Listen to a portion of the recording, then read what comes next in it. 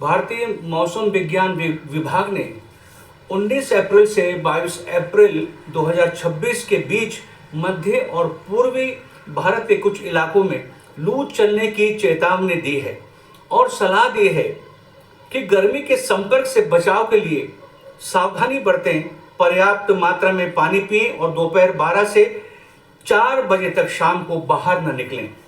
मनुष्य इस पृथ्वी के तापमान से इतना परेशान है कि इस तापमान को सहन करने की सामर्थ्य नहीं रखता है और उसे पता है कि मरने के बाद मनुष्य को दो में से किसी एक स्थान पर जाना निश्चित है, एक स्वर्ग है और एक नरक है।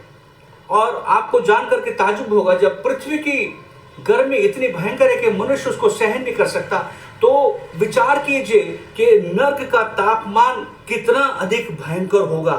इस बात का अंदाजा हम पवित्र ग्रंथ बाइबल के लूका की किताब के 16वें अध्याय में पढ़ने से लगा सकते हैं कि जब धनवान व्यक्ति मर गया और लाजर भी मर गया और दोनों एक साथ गाड़े गए, लेकिन धनवान चूंकि उसने पाप किया था, तो पाप के कारण जब उसने अपनी आंखें खोली तो उसने अपने आप को भयंकर नरक की आग की पीड़ा में झुलसते हुए पाया।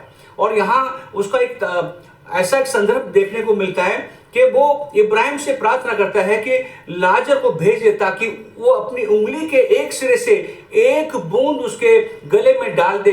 तो आप अंदाजा लगा सकते हैं कि उसको कितनी भयंकर गर्मी लग रही होगी। एक बूंद के पीने से कौन सा उसको आराम मिलने वाला होगा। तो इस बात से हम अंदाजा लगता है कि नरक का तापमान बहुत अधिक है। प्रभु का धन्यवाद हो। तो यहाँ पर परमेश्वर के वचन के अनुसार हम पढ़ते हैं कि पृथ्वी में का तापमान इतना अधिक खतरनाक नहीं है जितना कि नरक का तापमान है। प्रभु को धन्यवाद हो।